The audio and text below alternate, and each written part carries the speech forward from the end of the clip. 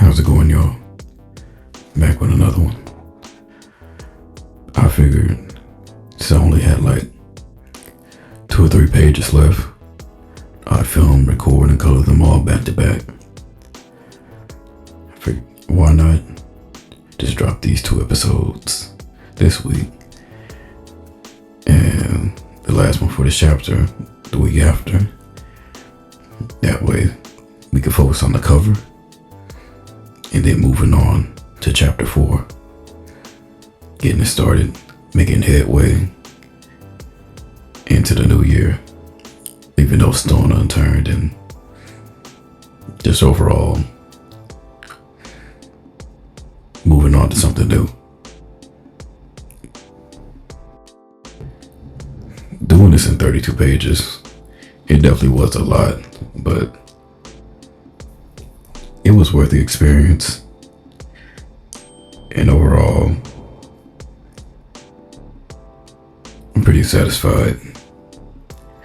When you finally do get your hands on chapter 3, you can see the subtle changes in my style throughout each pages when it comes to the inks, coloring, and overall rendering style. Because it took me, it did take me over a year to do this, mainly because I was doing stuff in between, procrastinating, mainly the inks. So with that being said, a lot has changed over this one chapter alone, and there's no telling where we'll be when chapter 4 makes headway, and then we move on to chapter 5 and so on and so forth. But thank y'all for sticking along with me. I don't know if I said it or not, probably have over these last few episodes, but the title for this chapter is Executioner / The Language of Blood, Part 1. Part 2 will be all of chapter 4, including this little epilogue. Yeah, I have more pages planned for chapter 4 than I did for this one. 36 in total, 32 dedicated to the main plot, and then a 4-page epilogue.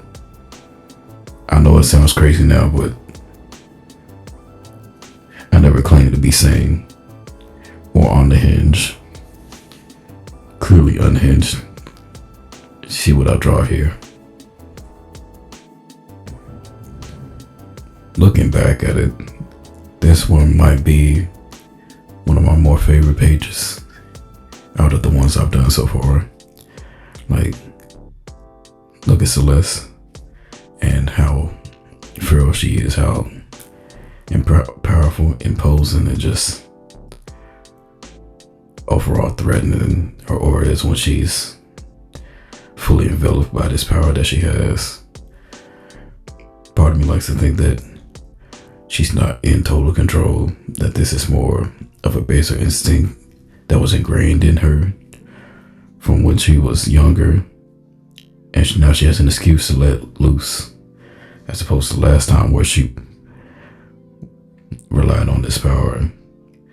People got hurt, people she cared about, and it was just not a good look. But for now, she's using it as a defense mechanism, and she couldn't be more enthralled by it. Regardless of this boost in power, even if it is second nature to her, it comes with its own set of repercussions that she'll have to deal with once this fight is over. Stuff she has to explain to Javi and Cedrin, wherever he is. She still has to find the little guy once this is all said and done.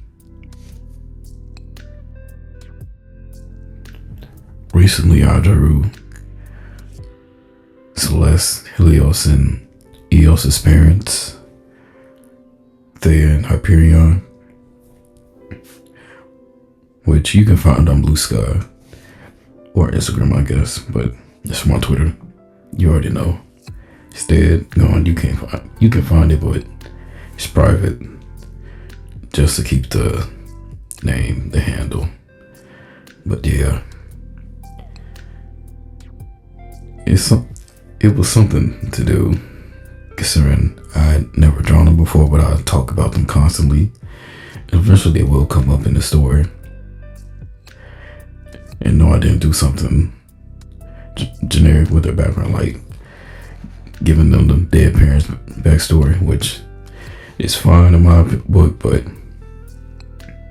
I find it more interesting when they're still around, just to see how that dynamic plays around with their children versus when they're younger and older. Over the course of this chapter, I've been having these thoughts back and forth on where I'm taking the story next. In terms of like characters and plot points. Hathor, for instance, at first she was nothing more like a villain to weak, but she's grown on me, and I can't wait to do more with her in the future. But for now, these 2 chapters where you get single segment. For those that don't remember or do, she was a villain antagonist in the first half. She was fighting Artemis, but that fight's like several episodes before this one. But we're nearing the end of this. Stay tuned for the render. And thank you all for watching. Chapter 3 coming out soon. Be sure to do all the YouTube things, like, comment, subscribe, share, tell your friends about it. And as always, stay rotten. Happy holidays.